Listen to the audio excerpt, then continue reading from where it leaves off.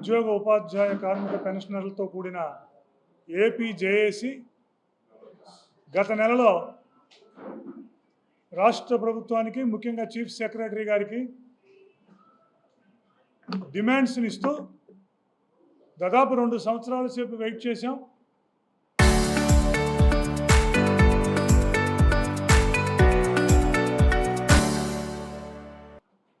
ఇప్పుడు ప్రజాప్రతినిధులందరికీ రిప్రజెంటేషన్స్ మిగతా కార్యక్రమం చేస్తున్నాం.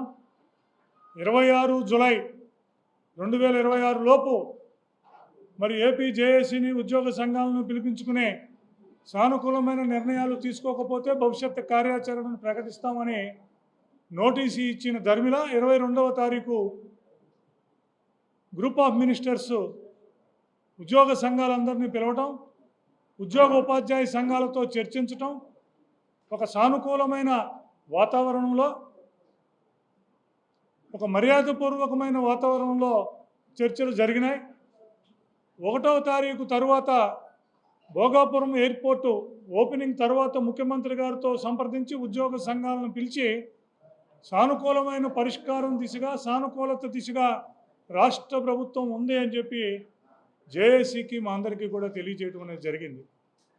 దాని ధర్మిలానే జేఏసీ రాష్ట్ర నాయకత్వాలు కూడా మేమిచ్చిన నోటీసుకు స్పందించి గౌరవప్రదంగా పిలిచి 1వ తారీఖు తర్వాత 10-15 రోజుల్లో దీన్ని టోటల్గా పరిష్కారం చేస్తాం అన్నారు. కాబట్టి ఉద్యోగ సంఘాలందరం కూడా ముఖ్యమంత్రి గారు వీటన్నిటి మీద పరిశీలించి వాటన్నిటినీ సమీక్షించి ఉద్యోగులను పిలిచి పరిష్కారం చేస్తాము అన్న భావనలో ఉన్నాం. దానితో పాటు ఏదైతే ఉద్యోగుల మనోభావాలు ఉన్నాయో అవి మీ ద్వారా రాష్ట్ర ప్రభుత్వానికి రేపు చర్చల్లో ముఖ్యమంత్రి గారి దృష్టికి తీసుకెళ్తాం. అయినప్పటికీ ఉద్యోగుల మనోభావాలను ఆవిష్కరించాల్సిన బాధ్యత ఉద్యోగ సంఘాల నాయకులుగా ఉన్నది కాబట్టి వాటిని రాష్ట్ర ప్రభుత్వానికి కూడా విజ్ఞప్తి చేస్తున్నాం.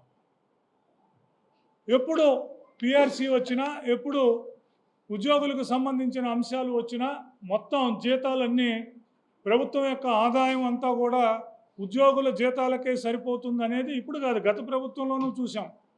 పెద్ద పెద్ద స్టేట్మెంట్స్, హోల్డర్స్, వాలంటీర్స్తో కరపత్రాలు, ఇప్పుడు కూడా శ్వేతపత్రం, అందులో 95% ఉద్యోగుల జీతాలకే మరి రాష్ట్ర ఆదాయం అంతా ఖర్చు అవుతుంది అని రాష్ట్ర ప్రభుత్వం శ్వేతపత్రాన్ని ప్రకటించిన పరిస్థితిలో ఉద్యోగుల మనోభావాలని చెప్పవలసిన బాధ్యత ఉద్యోగ సంఘాల నాయకులుగా మాకుందని చెప్పి చెప్తున్నాం. ప్రభుత్వం చెబుతుంది 95% మరి ఉద్యోగులు మా డైరెక్ట్ రెవెన్యూ అంటే మీకు బడ్జెట్ 3 కోట్లు ఉంది, 2,60,00,000 రెవెన్యూ ఇన్కమ్ ఉంది. కానీ ప్రభుత్వం చెబుతుంది మా దగ్గర 1,00,000 రెవెన్యూ డైరెక్ట్ ఇన్కమ్, మాకు రెవెన్యూ ట్యాక్సెస్ ఇదే ఉంది, అందులో 95,000 పోతే 95% ఉద్యోగులకు పోతుంది అని.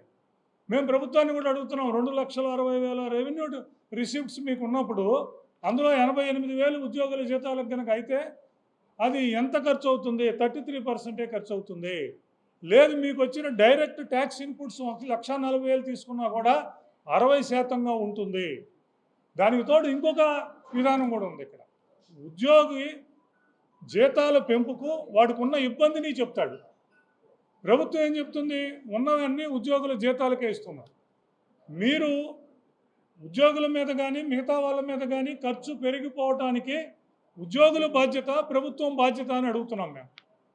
ప్రభుత్వాలు ప్రజల చేత ఎన్నుకోబడిన ప్రభుత్వాలు, వారు ఇచ్చిన పాలసీలకు అనుగుణంగా, వాళ్ళు ఇచ్చిన మేనిఫెస్టో అనుగుణంగా మ్యాండేట్ తీసుకుని ప్రజల చేత అవి తీసుకుంటాం. మేము వాటిని ప్రశ్నించట్లా. ఒక ప్రభుత్వం 2,50,000 మంది వాలంటీర్స్ని ఇచ్చి జీతం ఇస్తుంది, ఇంకొక ప్రభుత్వం 2 లక్షల మందిని అపాయింట్ చేసుకుని జీతం ఇస్తుంది. ఇప్పుడున్న ప్రభుత్వం మెగా డిఎస్సీ అన్ని పెట్టి కూడా జీతాలు ఇస్తుంది. మేమేమి వాటిని ప్రశ్నించట్లా. కానీ మీరు తీసుకున్న విధానాల వలన, మీరు తీసుకున్న నిర్ణయాల వలన జీతాల ఖర్చు పెరిగితే సగటు ఉద్యోగి 20 సంవత్సరాలు 15 సంవత్సరాల నుంచి ఉంటున్న ఉద్యోగి భావన ఏమిటంటే, మీరు ఉద్యోగం ఇచ్చారు, నేను ఉద్యోగం చేసుకుంటున్నాను, నాకు రెగ్యులర్గా డిఏ ఇవ్వాల్సిన పరిస్థితి ఉంది. ఇందులో ప్రజలకు కూడా చెప్తున్నాం, డిఏలు కానీ వేతన సవరణ కానీ ప్రభుత్వం ఇంకోటి ఇవ్వాల్సిన పరిస్థితి కాదు. ఇప్పటికి గత 5 డిఏలు పెండింగ్ ఉన్నాయి. అంటే కాంపెన్సేటరీ మెకానిజం, ఉద్యోగికి కాంపెన్సేటరీ మెకానిజం ఉంది. అది మనకు కాదు, 29 రాష్ట్రాల్లోని ఉద్యోగులందరికీ, సెంట్రల్ గవర్నమెంట్లోని ఉద్యోగులందరికీ కూడా ఉంది. ఏమున్నది? ఆ 6 నెలల్లో కాస్ట్ ప్రైస్ ఇండెక్స్ చూసి, ఇన్ఫ్లేషన్ చూసి, ఇన్ఫ్లేషన్ ప్రకారం ధరలు ఎలా పెరుగుతున్నాయో చూసి, ఆ పెరిగిన ధరలకు ఇండెక్స్గా డిఏ ఇవ్వటం అనేది పరిపాటి. మరి ప్రభుత్వాలు 5 నెలల్లో 5 డిఏలు 6 డిఏలు అంటే 2 సంవత్సరాల నుంచి 3 సంవత్సరాల నుంచి డిఏలు చెల్లించని పక్షంలో ఆ కాంపెన్సేటరీ మెకానిజం లేక పెరిగిన ధరలు, పెరుగుతున్న అద్దెలు, వీటన్నిటికీ ఉద్యోగి ఎలా రీచ్ అవుతాడు అన్నది ఉద్యోగి నుంచి వస్తున్న ప్రశ్న, ఉద్యోగ సంఘాలుగా మేము ఇస్తున్న ప్రశ్న. దీనికి ఇంకొక కాంపెన్సేటరీ మెకానిజం పిఆర్సీ. మాకు 2018లో పిఆర్సీని 2021లో ఇచ్చారు. అంటే 2018లో వేతన సవరణ చేశారు. 2018 నుంచి ఇవాళకి 8 సంవత్సరాలు అయింది. ఈ 8 సంవత్సరాల్లో ధరలు పెరగలేదా? ఈ 8 సంవత్సరాల్లో ఇంకోటి జరగలేదా? అలాగే ప్రభుత్వాలు వాళ్ళ విధి విధానాలకు లోబడి అపాయింట్మెంట్స్ చేస్తున్నారు, ఉద్యోగులు చేస్తున్నారు. ప్రభుత్వాలు వాళ్ళ విధి విధానాలకు లోబడి అభివృద్ధి మీదో, నెట్వర్క్ మీదో, ఇన్ఫ్రాస్ట్రక్చర్ మీదో ఖర్చు పెట్టకుండా మీరు దాన్ని మేము ప్రశ్నించట్లా. అవన్నీ చేయటం వలన మీ ఖర్చు పెరిగిపోయి ఉద్యోగులుగా మేమేమి 2 లక్షల మందిని తీసుకోండి, 2.5 లక్షల మందిని తీసుకోండి అని మేమేం చెప్పలేదు కదా. మీకు అవసరమై మీరు తీసుకున్నారు. ఆ తీసుకోవడం వల్ల పెరిగింది. ఈ రాష్ట్రానికి ఎంత అవసరం, దాంట్లో ఇన్ఫ్రాస్ట్రక్చర్ ఎంత పెట్టాలి, ప్రజాశ్రేయస్కి ఎంత పెట్టాలి, మామూలుగా రాజ్యాంగం ప్రకారం మన ఉద్యోగులకు శాంక్షన్డ్ పోస్టులు ఏవైతే ఉన్నాయో శాంక్షన్డ్ పోస్టులకి మనకు ఎంత అవుతుంది అని చూసుకుని చేయాల్సిన బాధ్యత రాష్ట్ర ప్రభుత్వాన్ని. రాష్ట్ర ప్రభుత్వం ప్రజలు ఎన్నుకున్నారు కాబట్టి రాష్ట్ర ప్రభుత్వాలను మేమేం ప్రశ్నించాలి. కానీ మా దగ్గరికి వచ్చేసరికి ఆ ప్రశ్న ఉత్పన్నమవుతుంది. దానికి తోడు ముఖ్య రాష్ట్ర ప్రభుత్వానికి కూడా తెలియజేస్తున్నాం, 2024లో మీకు పిఆర్సీ ఇస్తాం, డిఏలన్నీ సక్రమంగా చెల్లిస్తాం, ఎమ్మటే ఇంటీరియం రిలీఫ్ ఇస్తామని కూడా చెప్పారు. మరి ఆ రోజున కూడా ఇంతకన్నా ఎక్కువ ఖర్చే ఉంది. ఉద్యోగులు ఎంతమంది ఉద్యోగులే ఉన్నారు? ఇవాళ ఎంతమంది ఉద్యోగులు ఉన్నామో 2024లో కూడా అంతమందే ఉన్నారు. ఒక 16,000 మంది మీరు చక్కగా నిర్వహించిన మెగా డిఎస్సి, దాంతోపాటు పోలీస్ సోదరులకు ఇచ్చిన 6,000, 22,000 తప్పితే అదే ఉద్యోగాలు ఉన్నాయి. మరి ఆ రోజు చెప్పింది ఇవాళ అమలు చేయాలని ఉద్యోగి కోరుకుంటున్నాడు. అలాగే మిగతా అంశాల్లో అటు ఇన్వెస్ట్మెంట్స్ విషయంలో కానివ్వండి, పరిశ్రమలు వీటన్నిటిని తీసుకొచ్చే విషయంలో కానివ్వండి, ఇన్ఫ్రాస్ట్రక్చర్ విషయంలో కానివ్వండి, అలాగే ప్రజలకు మీరు ఇచ్చే సోషల్ సెక్యూరిటీ మెజర్స్ విషయంలో కానివ్వండి, పథకాల విషయంలో కానివ్వండి, బ్రహ్మాండంగా దేన్ని లెక్క చేయకుండా చేస్తున్న ప్రభుత్వం. మేము వాటిని ప్రశ్నించట్లా. ప్రజలు ఎన్నుకున్న ప్రభుత్వం ప్రజల కోసం పనిచేయాలి, మేము వారధిగా ఉండాల్సిందే, సర్వీస్ మేము చేయాల్సిందే. కానీ వీటన్నిటికీ ఒక పక్క కార్పొరేట్స్కి మనం చక్కగా అన్ని డివిడెండ్స్ ఇస్తున్నాం, వచ్చే పరిశ్రమలకు కూడా అన్ని చేస్తున్నాం, ప్రజలకు కూడా మనకు కావాల్సి మనం ఏమనుకున్నామో అది 10,000 కోట్లైనా 20,000 కోట్లైనా ప్రజలకు కూడా ఇస్తున్నాం. దేనికి మాకు అడ్డంకి కాదు. మీరు ఇంత చక్కగా ఇంతమందికి ఇస్తున్న రాష్ట్ర ప్రభుత్వం, ముఖ్యంగా అనుభవం గల నేత, అంతకుముందు పిఆర్సీ 43% ఇచ్చిన, 1995లో 25% ఇచ్చిన, కాంట్రాక్ట్ ఎంప్లాయీస్కి, అంగన్వాడీస్కి మొత్తం చేసిన, ఇప్పుడు మా బకాయిలు మిగతా విషయాల్లో అన్నిట్లో కూడా మీరు ఉన్నారు. మీరు అనుభవం గల నేత ఉన్నారు. ఇప్పుడున్న పరిస్థితిలో ఈ రాష్ట్రాన్ని ముందుకు తీసుకువెళ్ళి ఆదాయాన్ని పెంచి ఉద్యోగుల విషయంలో కూడా ఇంతకుముందు ఎలా ఉండాలి ఇప్పుడు కూడా అలాంటిది ఉంటుంది అని చెప్పి కూడా ఉద్యోగులందరూ భావిస్తున్నారు. ఉద్యోగులు అటువంటి నమ్మకాన్ని ఈ ప్రభుత్వం మీద పెట్టుకున్నారు. మరి ఆ నమ్మకాన్ని మనం ప్రూవ్ చేసుకోవాల్సిన పరిస్థితి. దానికి అనుగుణంగా ఉద్యోగుల వెంట చూడవలసిన పరిస్థితి ఉన్నదన్న విషయాన్ని కూడా నేను తెలియజేస్తున్నాను.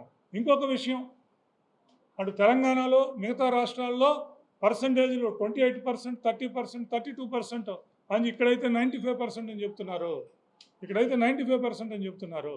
అక్కడ కూడా డైరెక్ట్ స్టేట్ ఇన్కమ్తో చేస్తే మనకు ఒక 10% అటు ఇటుగానే ఉన్నారు, కానీ ఇంకొకటి లేదు.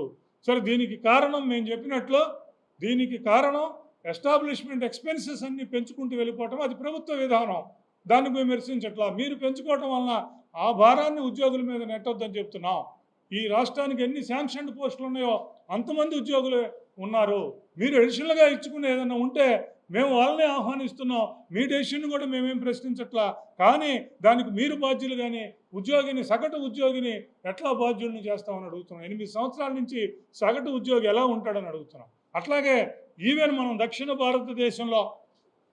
భారతదేశంలో మీరు ఉన్న 5 రాష్ట్రాలని చూసుకుంటే ఏ రాష్ట్రానికి కూడా మనం ఎక్కువ 20%, 30% ఎక్కువ జీతాలు ఈ రాష్ట్రానికి వచ్చిన పరిస్థితి లేదు అని చెప్తున్నాం. మనకన్నా తెలంగాణ వాళ్ళు ఒక 5% జీతం ఎక్కువే తీసుకుంటున్నారు. మనతో పాటు కర్ణాటక, తమిళనాడు వాళ్ళు తీసుకుంటున్నారు. ఈ 5 రాష్ట్రాల్లో ఎక్కడా కూడా మనం ఏది ఉద్యోగులకి ఎక్కువ జీతాలు ఇచ్చేస్తున్నాం, చాలా ఎక్కువ ఉన్నాయి వీళ్ళకి, అందువల్ల మిగతా వాళ్ళకన్నా ఖర్చు ఎక్కువ వస్తుందని చెప్తున్నారు. మాకు జీతం ఎక్కువ ఇవ్వటం వల్ల ఖర్చు రావటం లేదు. మీరు వాలంటీర్ నుంచి మిగతా వ్యవస్థల నుంచి మీరు మీ పాలసీ ప్రకారం చేసుకున్నారు. దాంతోపాటు దీంట్లో మరి హెచ్ఆర్ ఎక్స్పెండిచర్తో పాటు మిగతా అందరికి సంబంధించిన ఎక్స్పెండిచర్స్ అన్నీ కూడా ఉంటాయి. మా దగ్గరికి వచ్చేసరికి direct revenue, state tax, direct tax మీద కట్టి మీరు పర్సంటేజ్ చేస్తున్నారు. ఓవరాల్గా చూసుకుంటే 33% ఉంటుంది. Even direct taxes, non tax receipts కూడా మనం లెక్క వేసుకుంటే దాదాపు 1,35,000, 1,40,000 మీరే చెప్పారు. ఈ సంవత్సరం బడ్జెట్ ఎస్టిమేట్స్లో మన డైరెక్ట్ ట్యాక్సెస్ 1,40,000 వస్తాయని చెప్పారు.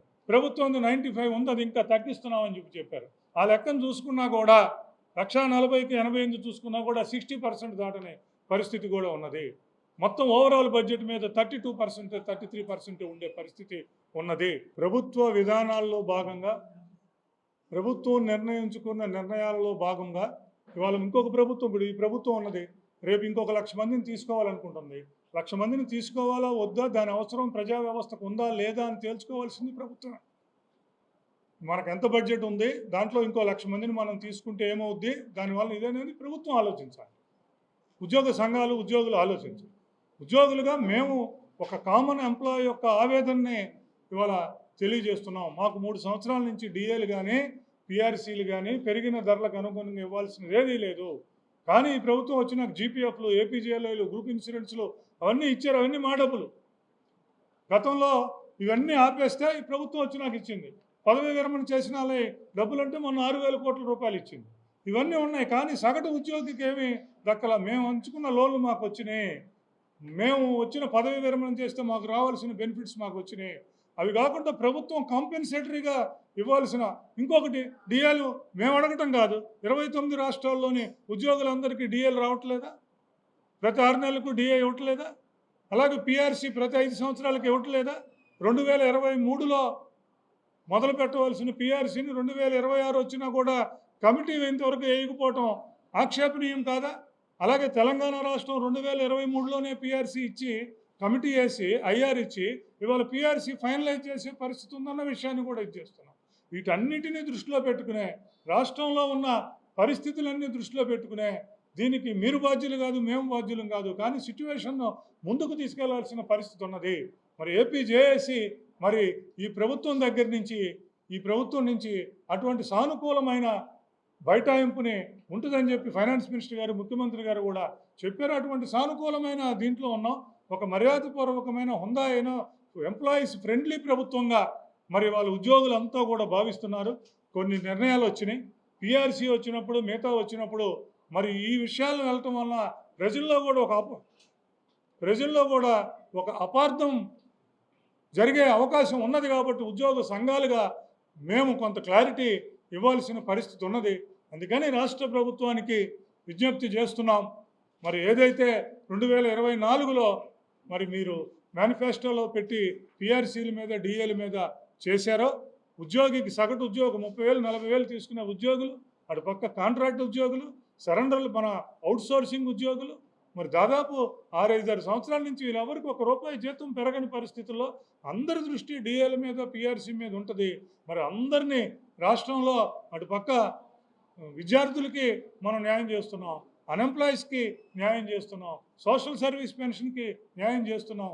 అవన్నీ కూడా చక్కగా చేస్తూ, అన్నీ చేస్తూ ఉద్యోగుల మీద కూడా దృష్టి సారించాలని, ఈ ఉద్యోగులంతా కూడా ఈ ప్రభుత్వం మీద ఎంత నమ్మకం, అలాగే ప్రభుత్వాధినేత అయిన గౌరవనీయులు ముఖ్యమంత్రి చంద్రబాబు నాయుడు గారి మీద ఎంత నమ్మకాన్ని ఉద్యోగులందరూ కూడా పెట్టుకున్నారో దానిని పరిశీలించి దీనిని పరిష్కారం చేయవలసిందిగా, ఉద్యోగుల సమస్యల మీద స్పందించవలసిందిగా రాష్ట్ర ప్రభుత్వాన్ని ఏపీ జేఏసీ పక్షాన, ఏపీ ఎన్జీజీఓస్ పక్షాన కోరుతున్నాం. Junior assistant cadre, junior assistant స్కేల్లో ఉంటారు. ఇటు కానిస్టేబుల్ కానీ, ఇటు వార్డర్స్ కానీ, అటు పక్క ఫైర్మెన్ కానీ, వీళ్ళందరూ కూడా ఇప్పుడున్న ప్రెసిడెన్షియల్ ఆర్డర్ 25 ప్రకారం వీళ్ళందరూ జిల్లా క్యాడర్లోకి వస్తారు.